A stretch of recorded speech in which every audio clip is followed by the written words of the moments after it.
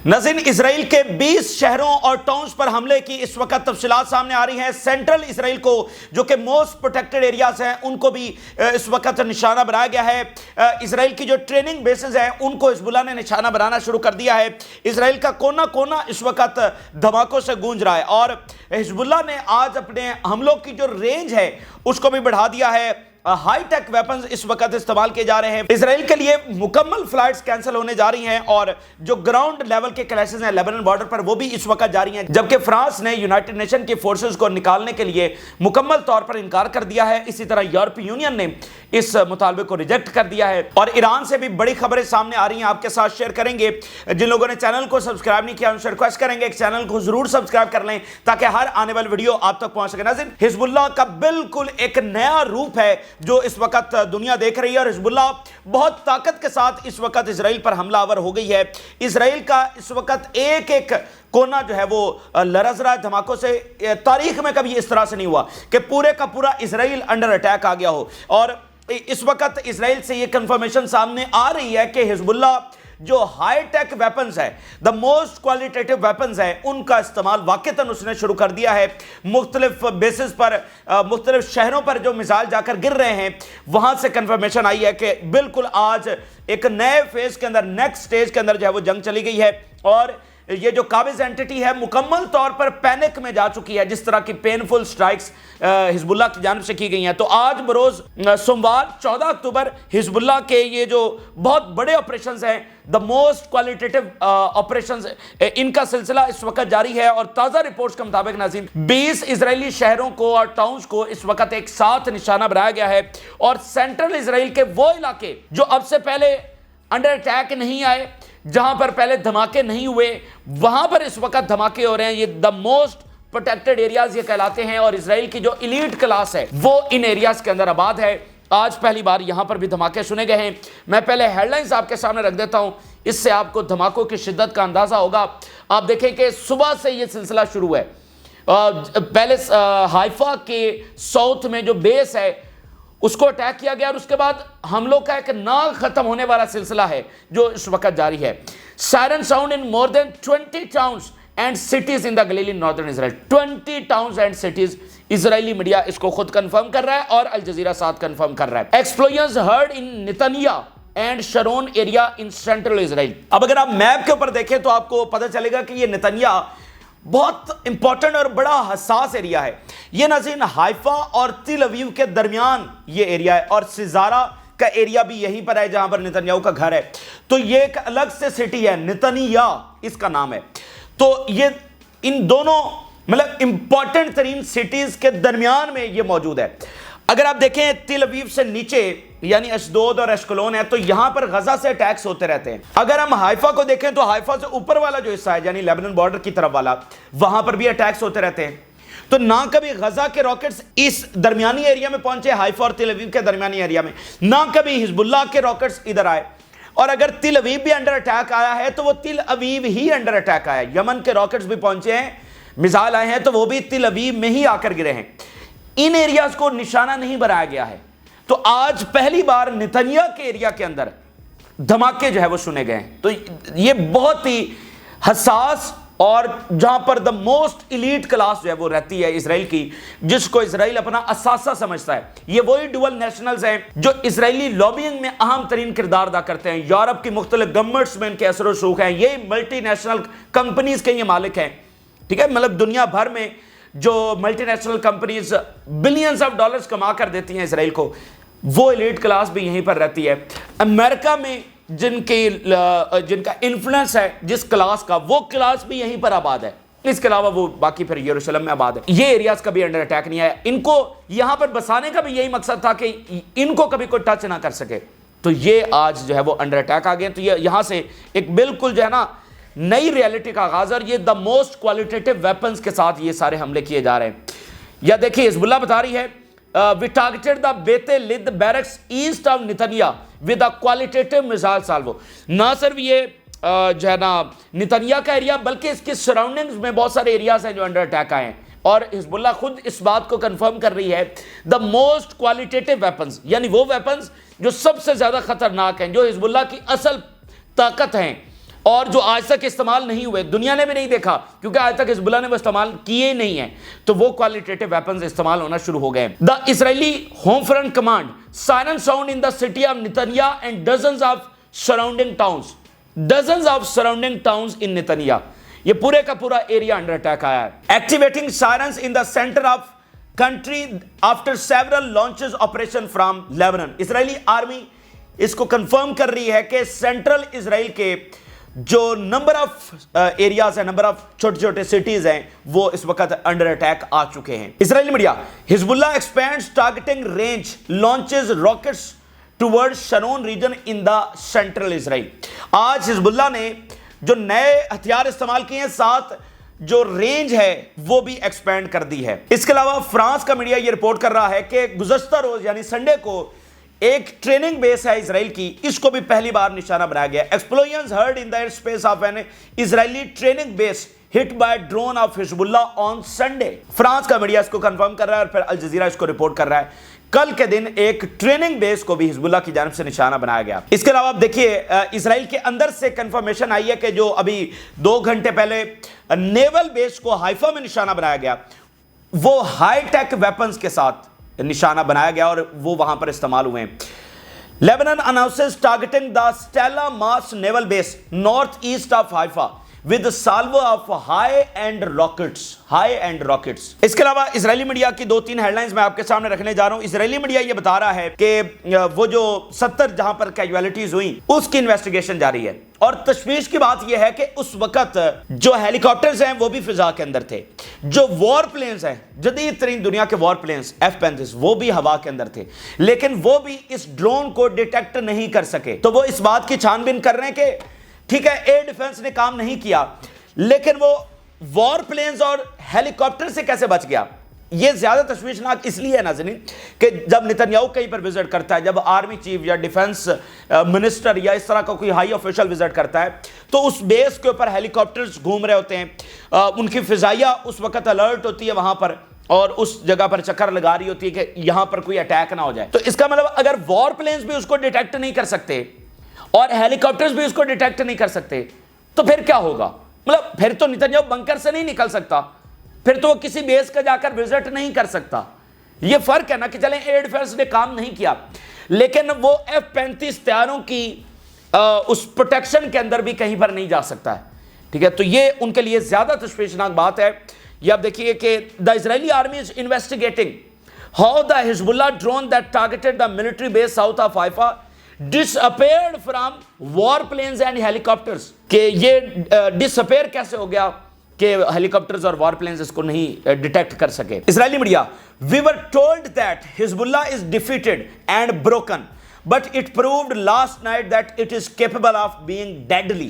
ہمیں تو یہ بتایا جاتا رہا کہ حزب اللہ جو بروکن ہے اور اس کو تباہ کر دیا گیا, اس کی کمر توڑ دی گئی ہے, لیکن یہ تو حزب اللہ کا کچھ اور ہی روپ ہم دیکھ رہے ہیں. ان کا جو فارمر انٹیلیجنس ڈویژن کا میجر جنرل ہے اس کا بیان ذرا دیکھیے. حزب اللہ has achieved a great accomplishment and I do not underestimate it. وہ کہہ رہے ان کا فارمر جو انٹیلیجنس ڈویژن کا میجر جنرل ہے, میجر جنرل, وہ یہ کہہ رہا ہے کہ اس کے نزدیک یہ بہت بڑی اچیومنٹ ہے جو حزب اللہ نے کر دی ہے, اور اس کو وہ کسی طور پر انڈر ایسٹیمیٹ نہیں کر سکتا. یعنی ہمیشہ وہ جو پروپیگنڈا مشینری وہاں پر کام کرتی ہے کہ اپنے چھوٹے حملے کو بڑا دکھانا اور دوسروں کے بڑے حملے کو چھوٹا دکھانا, تو وہ کہہ رہے اس کو انڈر ایسٹیمیٹ نہیں کیا جا سکتا, اور یہ واقعتاً بہت بڑی اچیومنٹ ہے جو حزب اللہ نے یہاں پر کر دی ہے. تو یہ صورتحال ہے. اب میں آپ کے سامنے ڈفرنس ایک چیز آپ کے ساتھ شیئر کرنا چاہتا ہوں جو فرق ڈالنے والا ہے. یعنی یہ جو بالکل نیا منظرنامہ ہے اور ماضی کے منظرنامے میں فرق کیا. دیکھیں ناظرین, فرق یہ ہے کہ اس سے پہلے ایسا کبھی نہیں ہوا کہ جنگ پورے اسرائیل کے اندر پھیل گئی ہو اور پورے اسرائیل کے اندر جنگ کی حدت کو محسوس کیا جا رہا ہو. مثال کے طور پہ اگر اسرائیلی فوج لیبنان بارڈر کے اوپر لڑ رہی ہے اور بے شک بالفرض وہاں پر حزب اللہ اسرائیلی فوج کو شکست بھی دے دے, تو وہ اتنا امپیکٹ نہیں ہوگا جتنا آج کے ان حملوں سے امپیکٹ ہوگا. وہ کس طرح سے دیکھیں, اگر اسرائیلی فوج وہاں پر لڑ رہی ہے اور حزب اللہ اس کو کامیاب نہیں ہونے دے رہی, تو جو بھی جانی نقصان ہوگا یا باقی کوئی نقصان ہوگا وہ اسی فوج کی حد تک محدود ہوگا, اس بارڈر ایریا تک محدود ہوگا جہاں پر یہ لڑائی لڑی جا رہی ہے. لیکن یہاں پر تو قصہ ہی مختلف ہے. یہاں پر تو جو حائفہ میں، تل ابیب میں اور سینٹرل اسرائیل کے اندر بیٹھا ہوا ہے یا کسی بھی کونے کے اندر بیٹھا ہوا ہے، اگر جنگ لیبنان بارڈر پر چل رہی ہے تو یہاں پر بیٹھے ہوئے بھی مارے جا رہے ہیں اور زخمی ہو رہے ہیں۔ مثال کے طور پہ جیسے 2006 میں تھا یا اس سے پہلے تھا کہ بے شک وہاں بھی اسرائیل کو شکست ہوئی تھی، لیکن وہ جو نقصان تھا وہ صرف اس فوج کی حد تک محدود تھا جو وہاں پر لڑ رہی تھی۔ اب یہ نہیں تھا کہ تل ابیب جناب پوری طرح سے پیرالائز ہو کے رہ گیا ہو، یہ نہیں تھا کہ حائفہ کی بیسز کے اندر اتنی بڑی کیجویلٹیز ہو رہی ہوں، ٹھیک ہے، یہاں کا پورا جو نظام زندگی ہے وہ مفلوج ہو گیا، اور اکانومی اور پورا ان کی بزنس ایکٹیویٹی ہے، ایجوکیشنل انسٹیٹیوٹ، یہ سارے کے سارے مطلب پوری طرح سے ڈسٹرائے ہو کر، پوری طرح سے پیرالائز ہو کر رہ گئے ہوں۔ تو اصل جو ڈیفرنس کریٹ ہو رہا ہے نا وہ یہ ڈیفرنس ہے کہ جس میں اس جنگ پورے اسرائیل میں پھیل چکی ہے، تو اسرائیل اس چیز کو افورڈ نہیں کر سکتا ہے، مطلب اسرائیل اس چیز کا متحمل نہیں ہو سکتا ہے۔ اسرائیل نے کبھی یہ چیز فیس نہیں کی ہے کہ پورے کا پورا اسرائیل ایک جنگ کی لپیٹ کے اندر آ جائے۔ یہاں پر میں آپ کو یہ بتا دوں کہ یہ والی چیز ڈسکس ہوئی تھی اس جنگ کو چھیڑنے سے پہلے، یہ چیزیں انڈر ڈسکشن رہیں کہ حزب اللہ کی جو فائر پار ہے، جو میزائل پار ہے، اس کا ہم کیا کریں گے۔ اگر واقعتاً حزب اللہ کے راکٹس پورے اسرائیل میں بسنا شروع ہوئے تو ہم اس جنگ کو زیادہ لمبا تو پھر نہیں کہہ سکیں گے، ہمارے لوگ اس کو افورڈ ہی نہیں کر سکیں گے، اور گورنمنٹ بھی کمزور ہو جائے گی، اس کے پاس کیا جواز رہے گا اندرونی طور پر اس جنگ کو جاری رکھنے کا۔ لیکن وہاں پر پھر ڈسکشن یہ ہوئی کہ شدید ترین بمباری کر کے اور پورا زور لگا کے حزب اللہ کی سب سے پہلے اس میزائل پاور کو توڑ دیا جائے گا، اس کی فضائی حملے کرنے کی صلاحیت کو توڑ دیا جائے گا، اور اگر جو تھوڑے بہت ہوں گے اس کو ایئر ڈیفنس سے ہم ناکام بنا دیں گے۔ تو وہ ان کا پلان جو ہے وہ فیل ہو گیا ہے، حزب اللہ کی میزائل پاور کو توڑنا، اور ان کے پلان جو ہے وہ ٹوٹلی ڈیزاسٹر ہوا ہے۔ اس لیے اب ساری کیلکولیشنز الٹ چلی گئی ہیں، جیسے غزہ میں الٹ گئیں، تو یہاں اب حزب اللہ کے خلاف بھی جو کیلکولیٹ وہ کر کے آئے تھے، جس طرح سے وہ حزب اللہ سے جنگ لڑنا چاہ رہے تھے کہ فضائی حملے رک جائیں گے، باقی پھر لڑائی جو ہے وہ گراؤنڈ پر چلتی رہے گی، اگر وہاں پر اسرائیلی فوج کا نقصان ہوا بھی صحیح تو ٹھیک ہے، الٹیمیٹلی وہ حزب اللہ کو ہرا لیں گے۔ لیکن یہاں پر تو جو میزائل پاور ہے وہ ختم ہی نہیں ہو رہی، اور جس طرح کے حملے حزب اللہ نے شروع کیے ہیں یہ بتاتے ہیں کہ یہ ختم ہونے والی بھی نہیں ہے، یہ کئی سالوں تک ختم نہیں ہو سکتی۔ اس چیز کی تیاری 18 سال تک حزب اللہ نے جو ہے وہ کی ہے، تو یہ بنیادی ڈیفرنس ہے۔ اور آپ دیکھیں گے اسرائیل اگر 15 دن یہی سلسلہ رہا تو بہت مشکل ہے کہ اس کو مزید نتنیاہو جو ہے وہ ڈریگ کر سکے۔ اگر یہ شہر اسی طرح سے انڈر اٹیک رہے، وہاں لیبنان بارڈر پر کوئی اچیومنٹ نہ ہوئی یا کچھ اور ایسا غیر معمولی نہ ہوا، تو اس کے لیے ڈریگ کرنا، جیت تو چھوڑے نا، اس کو ڈریگ کرنا بھی اس کے لیے مشکل ہو جائے گا، اس کو لمبا کھینچنا بھی اس کے لیے مشکل ہو جائے گا۔ اسرائیلی جو یہاں پر عیاشی کرنے آیا تھا وہ اس کو برداشت نہیں کر سکیں گے۔ اچھا، اب ذرا جو گراؤنڈ لیول سے خبریں سامنے آ رہی ہیں لیبنان بارڈر سے، وہاں پر اس وقت کلیشز جاری ہیں، نان سٹاپ کلیشز اس وقت جاری ہیں۔ Direct confrontations between the resistance and the Israeli force in the town of القشوا، ڈائریکٹ آمنے سامنے کنفرنٹیشنز جاری ہیں۔ We targeted an Israeli infantry force that tried to infiltrate the outskirts of the town of Merkaba with artillery shells۔ مرکبہ کے علاقے سے جو اسرائیلی force نے داخل ہونے کی کوشش کی ہے اس کو حزب اللہ بتا رہی ہے کہ ہم نے نشانہ بنایا ہے۔ اسرائیلی میڈیا کیا لکھ رہا ہے؟ The ground operation in Lebanon will reach exhaustion within a few weeks۔ جو کارکردگی اسرائیلی فوج کی لیبنان بارڈر کے اوپر ہے یہ چند ہفتوں کے اندر، 2 سے 3 ہفتوں کے اندر پوری طرح سے ایگزاسٹ ہو جائے گا یہ آپریشن، یعنی جب وہ آگے بڑھ ہی نہیں پا رہے، اب 2 ہفتے تو ہو چکے ہیں، تو اگر 1-2 ہفتہ یہی صورتحال مزید رہی کہ اسرائیلی فوج صرف بارڈرز کے اوپر گھومتی رہی اور ادھر فضائی حملوں میں تل ابیب کیا، حائفہ کیا، سینٹرل اسرائیل کیا،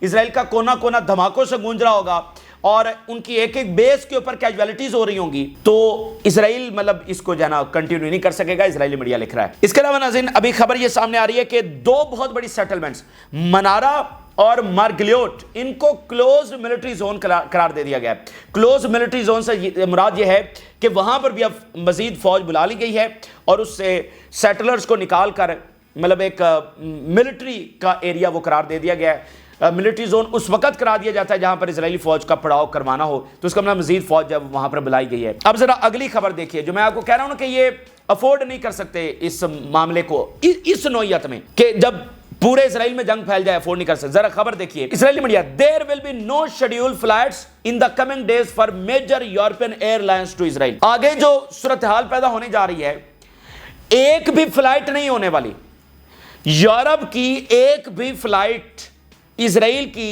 طرف نہیں ہونے والی، اور بیسیکلی یورپین ایئر لائنس کی بات ہو رہی ہے، اور وہ یورپین ایئر لائنس تو پھر ہر جگہ پر آتی جاتی ہیں.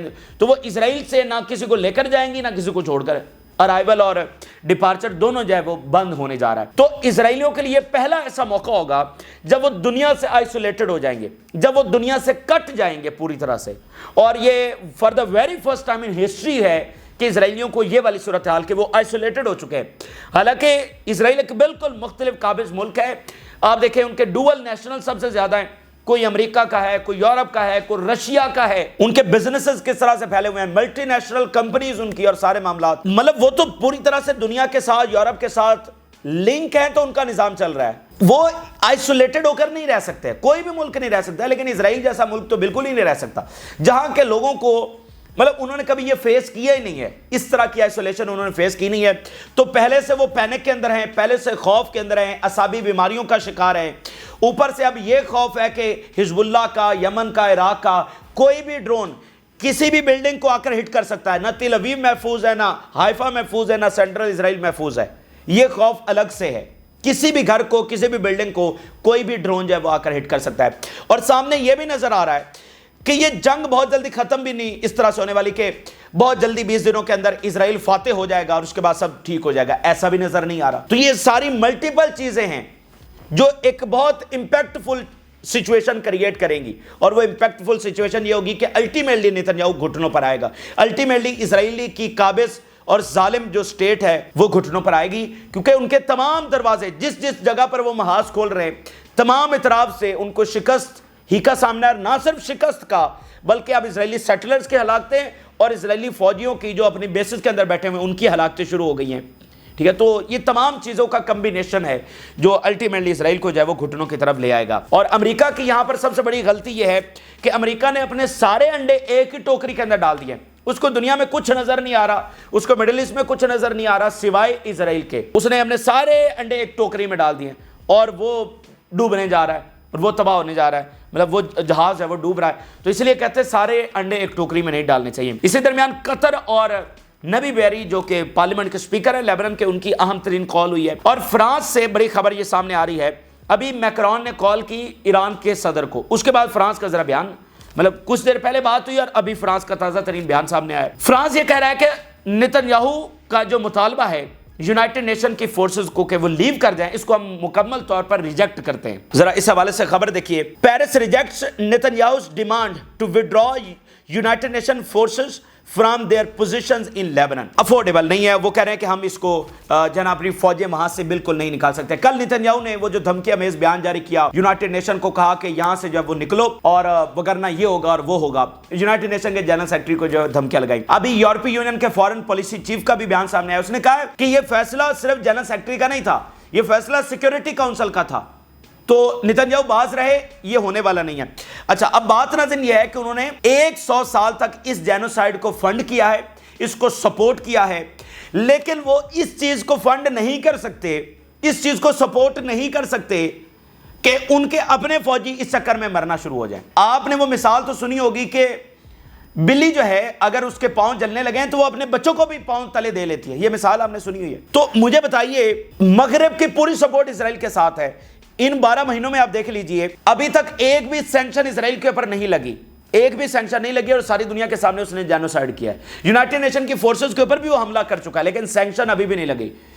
تو مجھے بتائیے اس سے زیادہ وہ سپورٹ کیا دے سکتے ہیں؟ وہ مکمل سپورٹ دے رہے ہیں, لیکن جب اسرائیل انہی کے فوجیوں کو مارنا شروع کر دے گا تو یہ کیسے چلے گا؟